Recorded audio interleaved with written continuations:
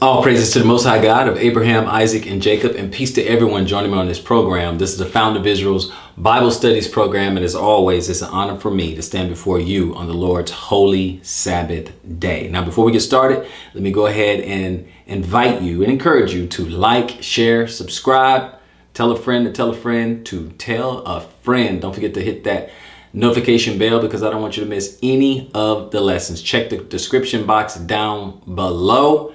And let's get started with our lesson. Now, our lesson, this is actually part 2 of our lesson, and that is the Army of God, the scriptures version of the Army of God. And in part 1, which I encourage you to go watch, we were just really setting up setting a table, if you will. I was just setting the table, letting you guys know that the Most High will have an actually army with him. We know we already know that obviously he'll have an army of angels with him, but then at the same time, he will have a nation or army of saints with them. Okay. Now, again, like I said in part 1, armies, each person have different positions in that army. And so we're going to explore some of those things. So we have to understand, we have to realize that he was coming the second time is to set up his government, to set up his kingdom, okay? Because the meek shall inherit the earth, and he's going to prepare that for his saints. So we have to remember that. We have to understand this is what the program is. Now, obviously, a lot of people miss the first advent or misunderstood the first advent, like some of his disciples or his taught ones thought, oh, okay, will you now restore the kingdom to Israel? That type of thing. But no. That first time was just to go ahead and take away the sins of the world, take away the sins of Israel, to bring back his people. And then obviously in part 1, we also saw that he's going to gather other people as well. Okay, now obviously Israel will be the ruling class in the next age. But, in order to get there, he is setting things up. Okay, he is setting things up. He will establish, like we read in Isaiah, he's going to establish his government. The government is going to be on his shoulder, and then his reign is going to come, and it's going to be forever when it begins. So I want all you guys to understand what is about to happen in the not so distant future. So with that, let's go ahead and go with part 2 of the Army of God. And we are going to begin in the Psalms, or Tehillim, as it were. Let's see here. So we're going to go to the Psalms, Tehillim, and it's going to go to 68. Okay, we're going to go to Psalm 68, and we will start at, well, we're only going to have one verse, so 17. So 68, verse 17.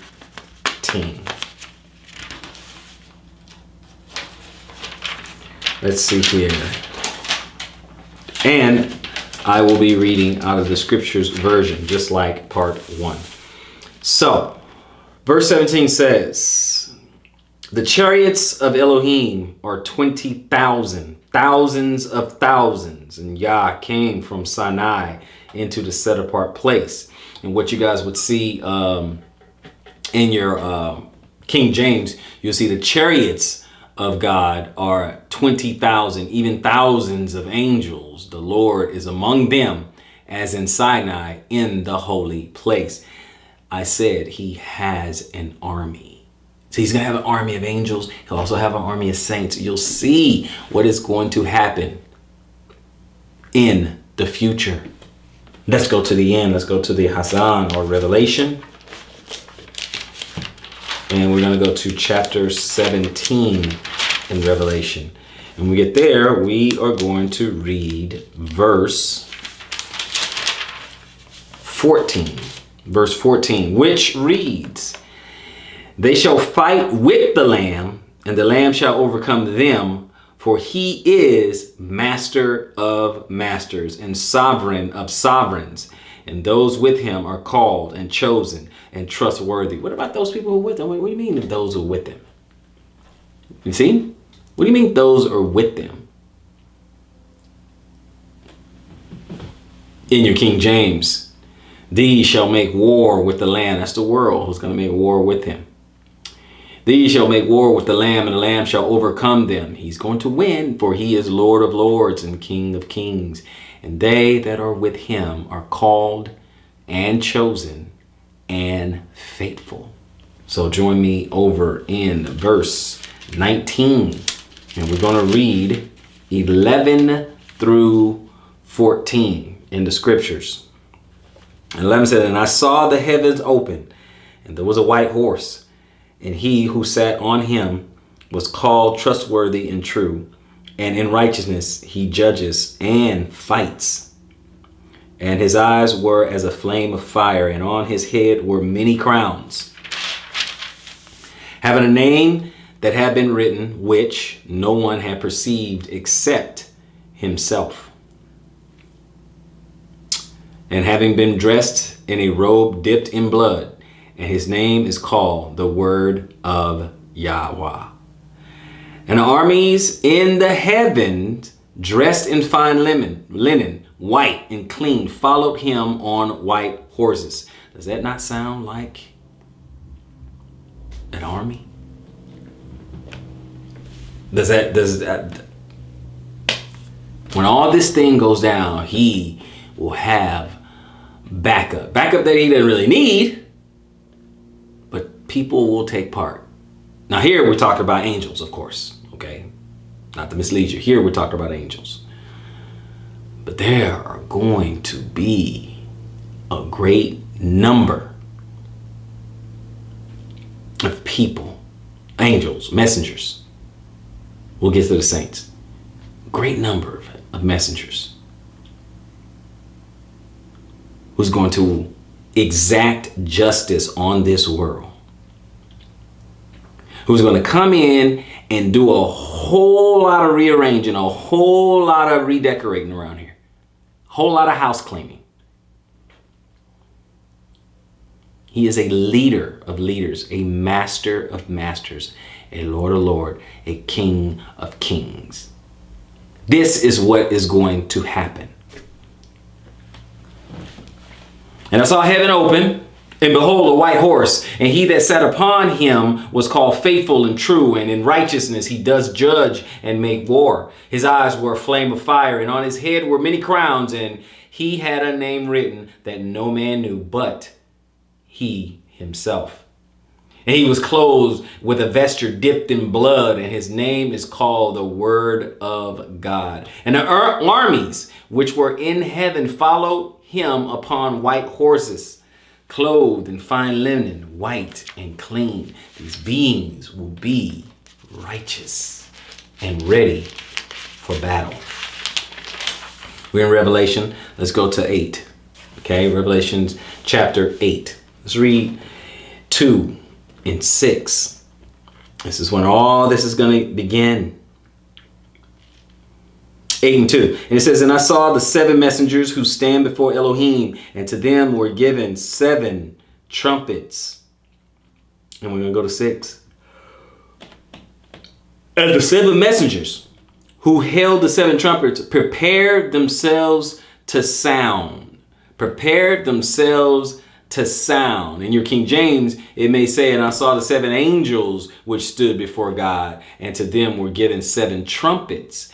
And verse 6 would say, the 7 angels which had the 7 trumpets prepared themselves to sound. And it is about to happen. It's about to go down. Get ready. This is not a drill.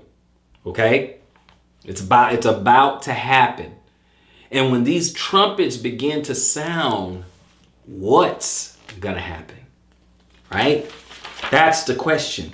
What's going to happen when they begin to sound? Let's go. Let's look at this. Let's go to Thessalonians.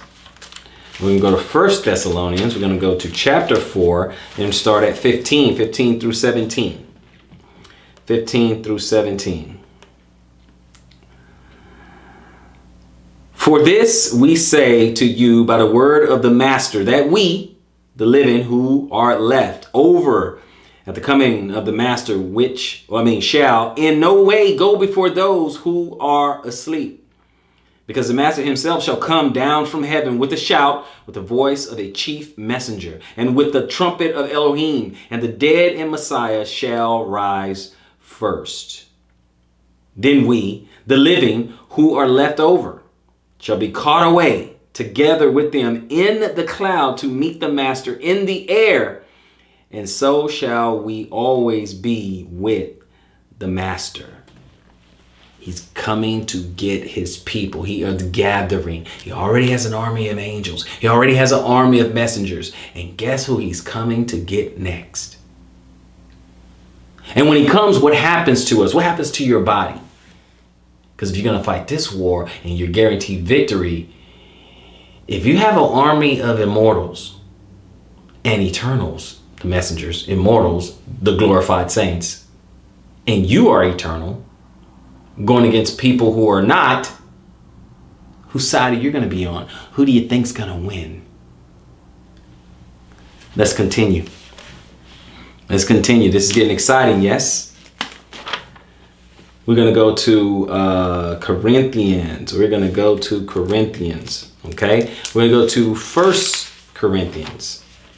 1 Corinthians, chapter 15, okay? Let's look at what's going to happen, these trumps, right? What's going to happen? Some of you guys are getting ahead of me. We're going to go to 51 to 53. 1 Corinthians 51, 53. 51 says this. See, I speak a secret to you.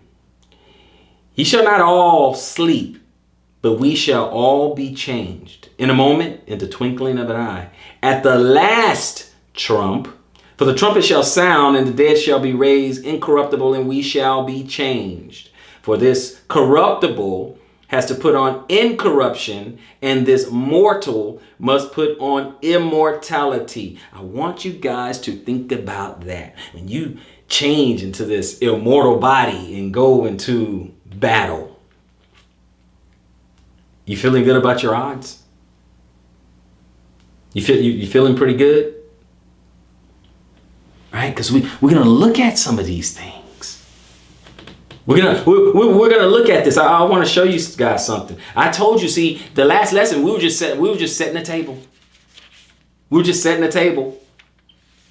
Let's go to Jude. Okay, Jude. We're going to read verse 14 and 15 and watch this.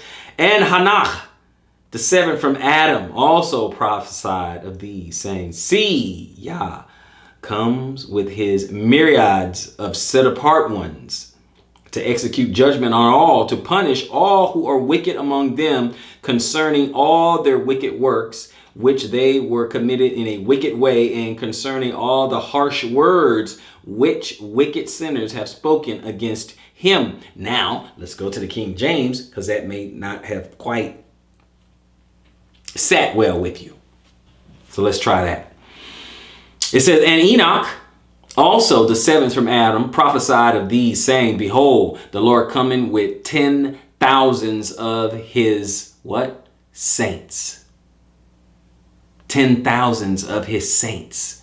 To do what? To execute judgment upon all, and to convince all that are ungodly among them of all their ungodly deeds, which they have ungodly committed, and of all their hard speeches, which ungodly sinners have spoken against him. You tell them, Jude. You tell them, Jude. This is what's going on. I hope this is coming clear to you. I hope I'm elucidating this whole matter for you so you can see what is being built here, what's being said here, what's being prepared here. Go with me to 1 Thessalonians. We're going to go back to 1 Thessalonians. And we're going to go chapter 3, and we'll read 3 and 13. And what does this say? And it says, to establish your heart blameless in set apartness before our Elohim and Father at the coming of our Master Yeshua, Messiah, with all his set apart ones. Okay? With all this set apart, he's going to do that. He's coming with all this is being established with his saints, with his set apart ones, with his holy ones. They're going to be with him. Did we just not read okay, in 1 Corinthians, where we're going to be with the master. We're going to be gathered with the master and be with him. That's forever. He's coming, and he's coming with a mission. He's coming back. He's going to be with his saints. Okay? Let's look at it in the King James. Okay? I want to do this for comprehension. I want to do this so that you have clarity. To the end he may establish your hearts unblameable in holiness before God, even our Father, at the coming of our Lord Jesus Christ with all his saints. Where's he going? What are we gonna do? What does it mean? Okay? So first, he's gonna come, right? And then when he comes, he's gonna gather his saints. Then, after he does that, what do we do? What do we do then? Right? What do we do then? Let's take a look. So, go with me over to Zechariah. We're going to go to Zechariah, and we're going to go to Zechariah 14. We're going to go to Zechariah 14. We're going to read 4 and 5. So he's coming back. As I said, he's coming back. Coming on the clouds. He's already coming with angels. The dead in Christ, dead in him, will rise. That mortal must put on immortality. We're going to meet him up in the clouds in the air. And we'll be with him always. So what are we going to just hang out in the air? We're just going to be floating on clouds all day? Let's take a look. Zechariah 14, 4 and 5. And in that day, his feet shall stand upon the Mount of Olives, which faces Jerusalem, on the east. And the Mount of Olives shall be split in two from east to west, a very great valley. And half of the mountain shall move toward the north, and half of it toward the south. And you shall flee to the valley of my mountain. For the valley of the mountains reach to Atzal. And ye shall flee as you fled from the earthquake in the days of Uzziah, sovereign of Yehudah. And Yah my Elohim shall come, all the set apart ones with you. And all of them shall come, and all the set apart ones with you. Is that what we're hearing? And the set apart, and the saints with you. All of them will come, and the saints with you. Are we getting what's happening here? Are we getting and his feet shall stand in that day upon the Mount of Olives? I mean, when he comes back, and then then the whole mountain split right there. You see the difference? Now he's gonna do that. He's gonna do that. Now at that point, you're not gonna do anything. None of us. We're not gonna do anything at that point. We're gonna watch him work like a lazy partner. We're just gonna watch him do his thing. Later, he'll give us his marching orders. Don't worry. Don't worry about it. We will get our marching orders. All we have to do is just stand and be patient. That is the leader. He's the master of masters, the King of kings, the Lord of lords. Go with me to Joel. We're in Joel. We're going to be in chapter 2. We're going to start at verse 1, and then we will jump around a little bit.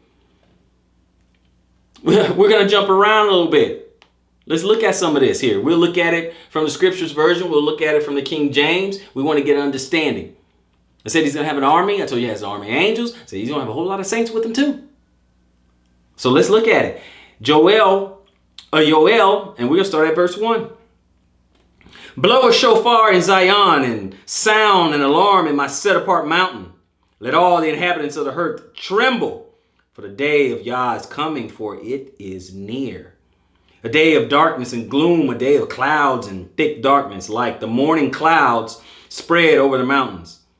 A people, many and strong, the like of whom has never been, nor shall there ever be again after them, to the years of many generations. Pay attention. Ahead of them, a fire that consumes. That's our Lord. And behind them, a flame burns. Before them, the land is like the Garden of Eden, and behind them, a desert waste. Okay, get that in your mind's eye. I want you to get this in your mind's eye. And from them, there is no escape. Their appearance is like the appearance of horses, and they run like steeds. Look at that speed and strength, right? As the noise of chariots, they leap over mountaintops. They leap over mountaintops? As the noise of a flaming fire consuming stubble, as a mighty people set in battle array. Oh, his army. Oh boy, look at this. Look at what's happening, people. Before them peoples are in anguish, all faces become flushed. They run like mighty men. They climb the walls like men of battle. Everyone goes on his way, and they do not break ranks. Interesting. And they do not press one another. Everyone goes in his path. They fall among the weapons, but they do not stop. Ooh, fighting a battle, you're immortal. The enemy's weapons doesn't work against you. They rush on the city. They run on the wall. They climb into the houses. They enter in at windows like a thief. The earth shall tremble before them. The heavens shall shake. Sun and moon shall be darkened, and the stars withdraw their brightness. And Yah shall give forth his voice before his army, for his camp is very great. For mighty is the doer of his word, for the day of Yah is great and very awesome. And who does bear it? Yet even now, declares Yah, turn to me with all your heart, and with fasting, and with weeping, and with mourning, and tear your heart and not your garments, and turn back to Yah your Elohim, for he shows favor and is compassionate, patient, and of great loving commitment, and he shall relent concerning the evil. Who knows? He might turn and relent and leave a blessing behind him, a grain offering and a drink offering for Yah your Elohim. Blow a shofar in Zion, set apart a fast, call an assembly, gather the people, set the assembly apart, assemble the elders, gather the children and nursing babes. Let a bridegroom come out from his room and a bride from her dressing room.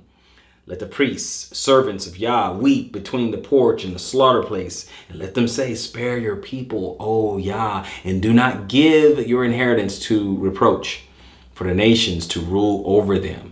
Why should they say among the peoples, where is their Elohim? Why should they say that? Where is their God, right? That's what they're getting at, right? Continue reading.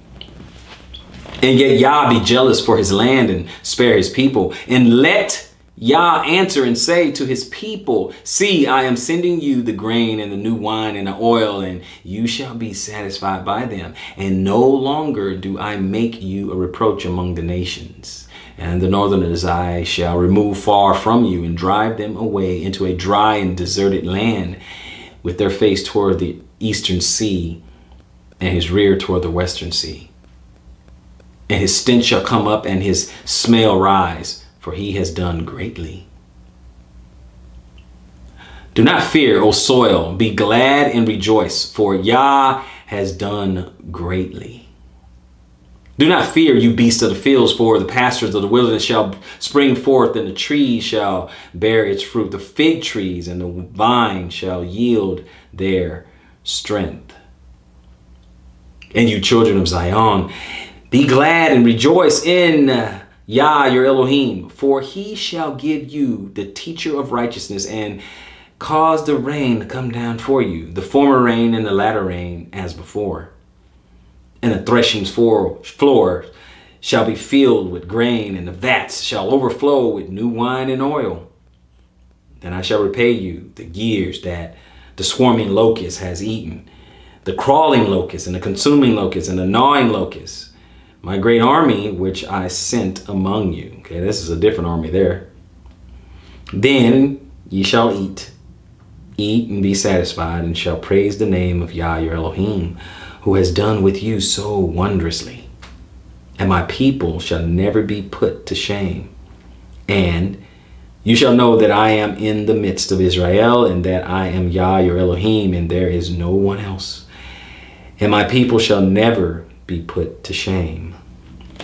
And we're going to drop to 32 and go over to 32.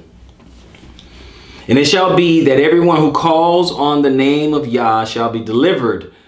For on Mount Zion and in Jerusalem there shall be an escape, as Yah has said, and among the survivals whom Yah calls.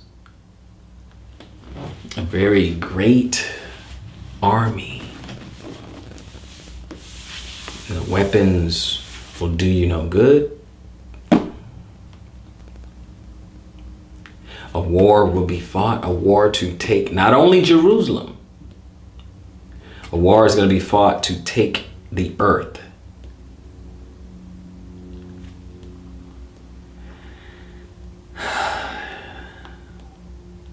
For those of you who are in the King James, let me give that to you. And I will be jumping around a little bit. But I just want to give you, I read so much because I want you to have also context too. Blow ye the trumpet in Zion and sound an alarm in my holy mountain, and let all the inhabitants of the land tremble, for the day of the Lord cometh, for it is nigh at hand. A day of darkness and of gloominess, a day of clouds and thick darkness, as the morning spread upon the mountains. A great people and a strong. There has not been ever the like, neither shall be any more afterwards. Yeah, never been an army of immortals, right? Even to the years of many generations, right? It don't matter how far you look back. They had giants, but didn't have a whole army of immortals, right?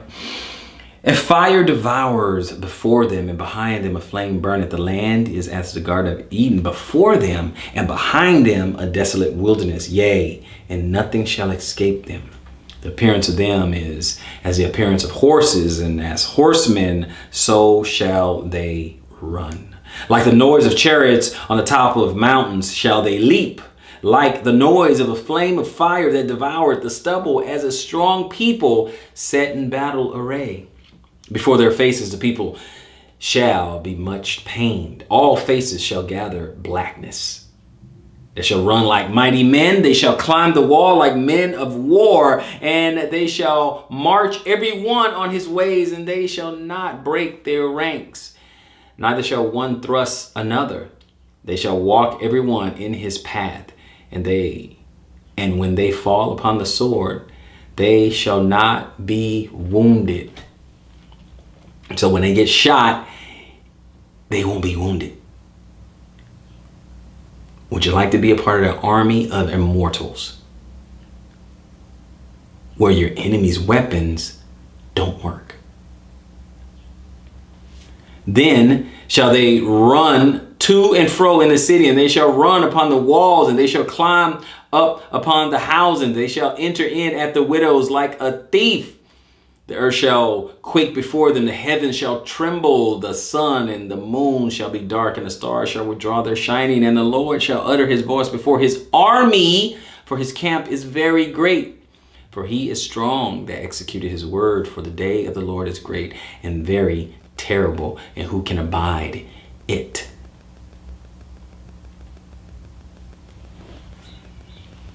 Therefore, also now, says the Lord, turn ye even to me with all your heart, and with fasting, and with weeping, and with mourning, and rend your heart, and not your garments, and turn unto the Lord your God, for he is gracious and merciful, slow to anger, and of great kindness, and repented him of the evil. See, the thing is, brothers and sisters, what we have to understand, you got to look at my lesson called Mortals and Immortals in the Kingdom. Go back to that lesson, Mortals and Immortals in the Kingdom. So you got to understand that, yeah, there's going to be some people in the kingdom that goes through Armageddon, because this is what's about to happen here, what we're reading. It's going to go through Armageddon, and they didn't get a glorified body. They didn't get changed. So that's why you're talking about, you're going to see there's some immortals there. It's not just angels, but there's some immortals there, and there are some mortals there. And he is still trying to get at some people. More on that later. Verse 17, let the priests and the ministers of the Lord weep between the porch and the altar, and let them say, spare thy people. See, still got some mortals there. Spare thy people, O Lord, and give not thy heritage to reproach, that the heathen should rule over them. Wherefore should they say among the people, where is their God? Then will the Lord be jealous for his land and pity his people. So he's going to, give them a chance. You get an opportunity, right? Yea, the Lord will answer and say to him, behold, I will send you corn and wine and oil, and ye shall be satisfied therewith, and I will no more make you a reproach among the nations, the heathens. But I remove far off from you the northern army, and I will drive him into a land barren and desolate, with his face toward the east sea, and his hinder part toward the utmost sea. And his stink shall come up, and his ill savor shall come up, because he hath done great things. Fear not, O land, be glad and rejoice, for the Lord will do great things. And drop to 17. And ye know that I am in the midst of Israel, and that I am the Lord your God, and none else, and my people shall never be ashamed. And 32. And it shall come to pass that whatsoever shall call on the name, or whosoever shall call on the name of the Lord shall be delivered. For in Mount Zion and in Jerusalem shall be deliverance, as the Lord had said, and in the remnant whom the Lord shall call. Right? I've heard some people, they interpret and say, well, it's actually, a bad army that the Lord is bringing upon his people, and then he's going to reverse it, change his mind, and be on the side of Israel and deliver them. But he sent the first army in there just to punish Israel, and then he changes his mind, as we read. Right? I've heard that interpretation too. But we're going to continue. We're going to continue. So we're going to go to Isaiah. Okay, Yeshayahu, Isaiah 60. Most High will operate as a man of war. 60. We're going to read 10 through 12. And the sons of the foreigner shall build your walls, and their sovereigns serve you. Interesting how this is. Okay. Again, in the first part, I was talking about how there's a lot of Israel only guys. This only going to be Israel, right? It's just Israel. No, no one else. And it's funny, and I said, and I didn't read this because I knew this was in the lesson, but I didn't read this in the part 1. But I'm saying, guys, you're talking about this whole role reversal. They who led into captive, we will be captive, okay, and all that, okay. This whole thing where Israel is on top, it's not gonna be Israel only. Other nations will have to serve. But you got Israel just building Israel. Look, Israel built the civilizations of the world everywhere they were slaves. Built the civilizations of the world. You have to understand that. So when you take away all that, then you're taking away what some of these people, what they're going to be doing in the kingdom. You're taking away some of that. It doesn't even make any sense. So let's look at it over here in Isaiah 60. We're going to read 10 through 12. Now watch this. It said, and the sons of the foreigner shall build your walls, and your sovereigns and their sovereigns serve you. For in my wrath I have stricken you, but in my delight I shall have compassion on you. And your gates shall be open continually. They are not shut day or night, to bring to you the wealth of the nations and their sovereigns in procession. For the nations and the reign that do not serve you shall perish, and those nations shall be utterly laid waste. They're going to come to serve. They're going to build up. Okay, they're not going to build the new Jerusalem, but they're going to build everything on the outside, on the outer walls and the outer courts. The other nations. They'll make it in the kingdom, but they got work to do. In your Isaiah 60 and your King James, same 3 verses. And the sons of the strangers shall build up thy walls, or your walls, and their kings or their sovereigns shall minister or serve unto you or thee.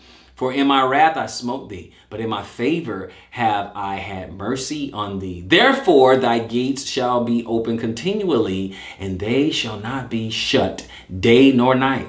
that men may bring unto thee or unto you the forces of the Gentiles. Going to bring the forces, bring the substance, bring the wealth of the nations, and that their kings may be brought.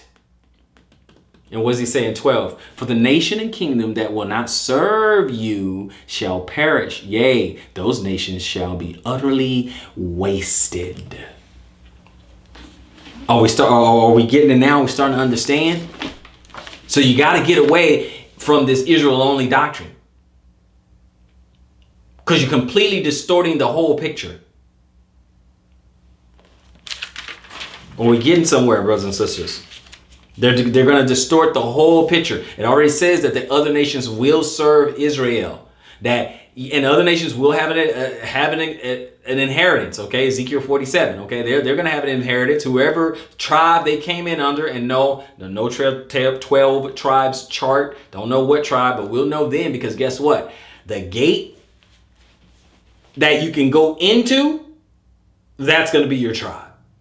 Okay. Because there's going to be 11 gates you can't go into. There's only going to be one out of the 12 that you can go into. And when you go in that, then you know who you are. Okay? It's going to be real simple. We're going to just keep it simple. So we're going to go to Revelation or Hazan 2, and we're going to read 26 and 27. 26 and 27, which reads, and he who overcomes and guards my works until the end, to him I shall give authority over the nations. Let's read that again. And he that overcomes and guards my works until the end, to him I shall give authority over the nations. Authority over the nations. I will give him what? Power over the nations. I will give him authority over the nations. Are we starting to understand this now? We're starting to get it. Is this clicking? So quit trying to kick out the Gentiles. They're not going to get into the kingdom. They're going to build a kingdom for you. Like you helped build their countries and help build, and our ancestors built their kingdoms all over the world. Wherever we went to slavery, we helped build their kingdoms. They're going to help build yours. Do we get it now?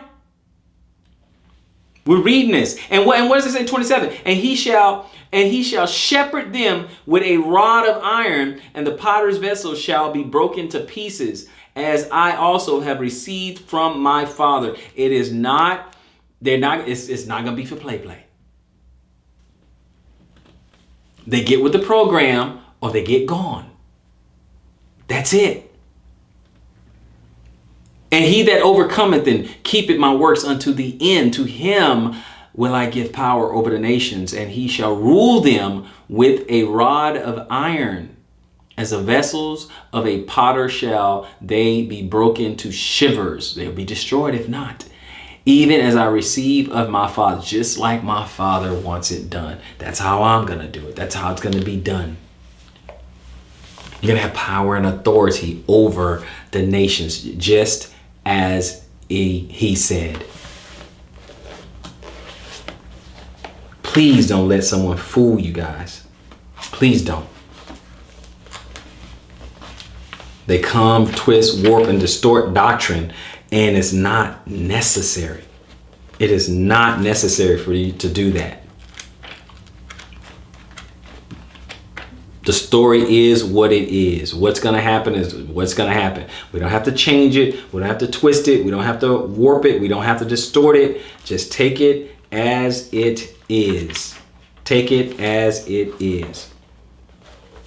We got way too many people who want to mess with it. So, join me over in Zechariah. And I'm going to 14. Zechariah 14. We're going to read the first 4 verses, then we'll skip to 9. See, a day shall come for Yah, and your spoil shall be divided in your midst. And I shall gather all the nations to battle against Jerusalem, and the city shall be taken, and the houses plundered, and the women ravished. Half of the city shall go into exile, but the remnant of the people shall not be cut off from the city. And Yah shall go forth, and he shall fight against those nations as he fights in the day of battle. And in that day his feet shall stand upon the Mount of Olives, which faces Jerusalem on the east, and on the Mount of Olives shall be split in two from east to west, a very great valley, and half of the mountain shall move toward the north, and half of it toward the south. And now I'm going to drop down to verse 9, and we're going to read 9 through 19. And Yah shall be sovereign over all the earth. In that day there shall be one Yah, and his name one. All the land shall be changed into a desert plain from Geba to Rimmon, south of Jerusalem, and she shall be raised up and inhabited in her place from Benyaim gates to the place of the first gate and the corner gate, and from the tower of Hanael to the wine presses of the sovereign. And they shall dwell in her, and there shall be no more utter destruction, but Jerusalem shall be safely inhabited. And this is the plague that which Yah plagued all the people who fought against Jerusalem. This is what's going to happen, right? Their flesh shall decay while they stand on their feet, and their eyes decay in their sockets, and their tongues decay in their mouths. And it shall be in that day that a great confusion from Yah is among them, and every one of them shall seize the hand of his neighbor, and his hand rise up against his neighbor's hand. And Yehuda shall fight at Jerusalem as well, and Yehuda shall fight at Jerusalem as well, and the wealth of all the nations round about shall be gathered together, gold and silver and garments in great quantities. So also is the plague of the horse and the mule and the camel and the donkey, and on all the cattle that are in those camps as this plague. And it shall be that all who are left from all the nations which came up against Jerusalem shall go up from year to year to bow themselves to the sovereign Yah of hosts, and to celebrate the festival of Sukkot. And it shall be that if any one of the clans of the earth does not come up to Jerusalem to bow himself to the sovereign Yah of hosts, on them there is to be no rain. And if the clan of the Mitzrayim does not come up and enter in, then there is no rain. And on them is the plague, with which Yah plagues the nation who do not come up to celebrate the festival of Sukkot. This is the punishment of Mitzrayim, and the punishment of all the nations that do not come up to celebrate the festival of Sukkot. So in this kingdom, this is during the millennial reign. This is how we know there's going to be some immortals and mortals. That's how we know, because when he comes back, he's already going to change some peoples, right? To get that glorified body. But he also said right here, there's going to be some people, if they don't come up, they'll get no rain. What it means don't rain? They mean they get no crops. What it means you don't get any crops? It means you don't eat. What does it mean you don't eat? You don't eat, you starve. What does it mean you starve? If you starve, you die. Simple enough. This is what I'm trying to explain to you. Did you catch the part where even Judah's going to fight in Jerusalem? Did you catch that part too? Let's keep it going, brothers and sisters. He's coming with an army. He's coming with an army. Isaiah chapter 2, we're going to read the first 4 verses. He's coming with an army. Do you guys need this? You need that in the King James? Or shall we continue? If you guys following what I'm saying, please comment down below. Put something in there. I like to interact. Okay? Put it in the chat. Put it in the comment section down below. Let me hear you. Isaiah chapter 2. We're going to read the first 4 verses. Isaiah chapter 2, first 4 verses. The word that Yeshayahu, the son of Amatz, saw concerning Yehuda and Jerusalem. And it shall be in the latter days that the mountain of the house of Yah is established in the tops of the mountains. We just read that. And it shall be exalted above the hills, and all nations shall flow to it. We just read that in Zechariah. And many people shall come and say, come and let us go up to the mountain of Yah, to the house of the Elohim of Yaakov, and let him teach us his ways, and let us walk in his paths. For out of Zion comes forth the Torah and the word of Yah from Jerusalem. And he shall judge between the nations, and shall reprove many peoples. They shall beat their swords into plowshares, and their spears into pruning hooks.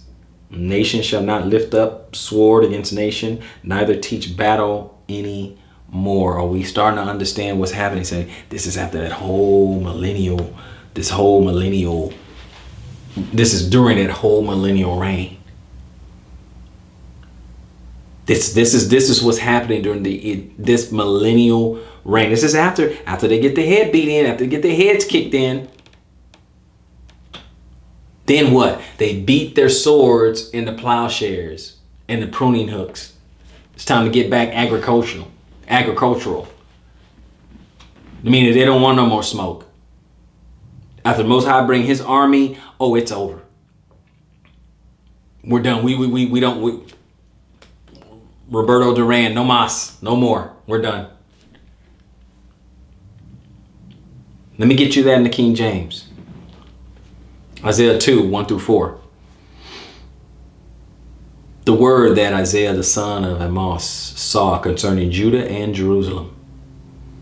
And it shall come to pass in the last days that the mountain of the Lord's house shall be established in the top of the mountains, and shall be exalted above the hills, and all nations shall flow unto it. We read over in Zechariah that they're going to be coming year by year. All the nations are going to come celebrate the Feast of Tabernacles. That is going to be when everything is restored. That millennial reign, the Levitical priesthood will be set back up. We see that in the millennial reign, there will be sacrifices be set back up. Why? Because there's going to be some mortals. That's not for the immortals. That's for the mortals. We see what's going to happen, right? We read that. And what it says in verse 3, it says, and many people shall go and say, come ye, and let us go up to the mountain of the Lord, to the house of the God of Jacob. And he will teach us his ways, and we will walk in his paths. For out of Zion shall go forth the law, or Torah, and the word of the Lord from Jerusalem. Right? And he shall judge among the nations, and shall rebuke many people. And they shall beat their swords into plowshares and their spears into pruning hooks. Okay, no more weapons, basically, right? And nations shall not lift up sword against nation. No more war. Neither shall they learn war anymore. No more war. No more war, brothers and sisters. So he's going to come. He's going to come with his army. He's going to come with his army, and he's going to come to change everything. Everything that we see now, everything that is happening right now will be undone. Everything, all of it. So he's coming with his army. He's coming with his army of angels. He's coming with his armies of saints. And we have a great work to do. And this is coming at his second coming. Let me walk you through it a little bit. Just as a recap. He came the first time, harmless as a lamb. Follow those feast days. That's why I encourage you. Follow those feast days. Look at those feast days lesson. Because they all have a significant meaning. So the first time he's coming as a Passover lamb. Coming as a sacrifice, because Jerusalem at this time, both the northern and the southern kingdom, had all been spread out. Of course, obviously Judah was in Jerusalem at the time, had some Benjamin in there, and had a little bit of Levi, because they're the ones who were doing those sacrifices. Rest of them were all spread all out. You had James, who was talking about, brothers and sisters, to the 12 tribes, to the lost tribes scattered abroad and all that other stuff. They were already spread out. Okay. And of course, they thought his first coming, they thought that Jerusalem was going to be restored. But notice how they definitely thought that Jerusalem was going to be back in power. So they thought it was going to be restored. But then, of course, over time, they had to realize that he had to be sacrificed. He had to be crucified and rise again. Because yes, we have many sovereigns. We have many messiahs. But not like this. Not like this. We have many deliverers, but not like this. Because see, this is going to be a final deliverance. This is going to be the last and only true Messiah. Because remember, with those animals, we have to keep offering them weekly. We have to offer them annually. Sacrifice after sacrifice after sacrifice. But we see as a Messiah, sacrifice once, and it does the trick. So he had to do that in his first advent. He had to be what John the Baptist had called him, behold, the Lamb of God. But the next time, no lamb. No lamb.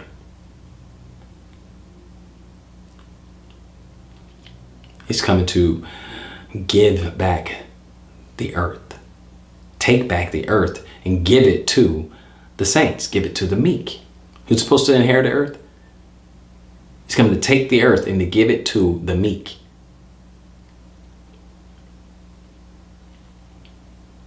And so when he comes, and he comes on a cloud, and he comes with a great trumpet, and he reveals himself at the last trump, then the dead will rise. They rise up. The grave will give up their dead. The seas will give up their dead. Everybody will be restored. And those of us who are alive and remain will be caught up with them. And then we'll be changed like them. Daniel said that those who sleep in the grave will hear his voice. They'll hear his voice and come out of the grave. Some to everlasting life and some to everlasting contempt. But we're talking about those who are to life because there's two resurrections. Revelation talks about two resurrections. See, that second resurrection doesn't even show up till after the millennial reign. So when the Messiah shows up with a shout. He gathered his saints, valley of dry bones. Israel comes back as a nation. As the build-up, when we come to a climax, the saints be led away in the wilderness for safety and all that. Then the Messiah comes, change their bodies. They're immortal at this point. Now they're immortal. The dead arise, and then they're immortal, and will be changed. And then we meet him up in the cloud, and then he goes over to Jerusalem, the destination. Stand on the Mount of Olives. Get into the Valley of Decision. This is where we start getting into the Battle of Armageddon. And all the nations. And he waits. He cracks his knuckles. He says, hold my beer. And he says, all the nations, come on. Put down the plowshares and pick up swords. Gather your weapons, as it were. Let the weak say, I'm strong. Come down, all of you, to the Valley of Decision. Let's do this. He's coming to take back Jerusalem. Take back that land.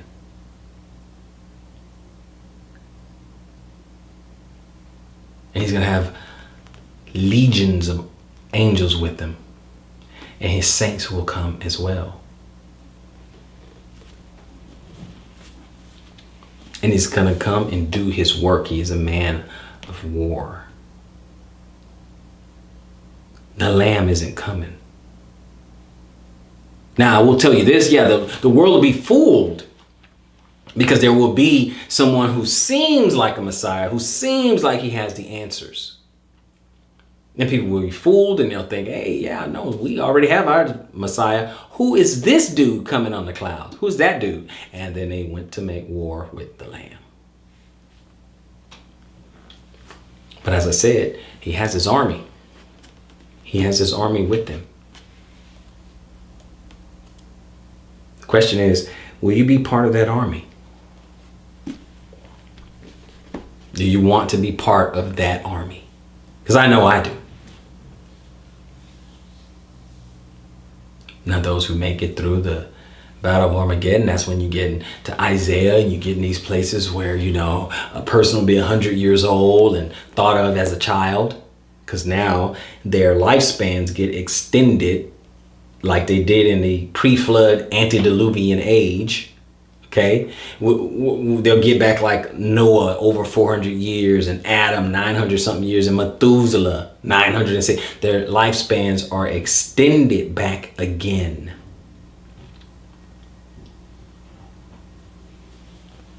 And the lion will be able to lay down with the lamb, and a child can put their hands in the den of a snake and not be harmed. Predator and prey will be able to just frolic and be together. This is during the millennial reign, after he bring his army after the Armageddon. I'm just trying to paint a picture in your mind's eye. I want you to understand what's going on, what's about to happen, and what we're reading.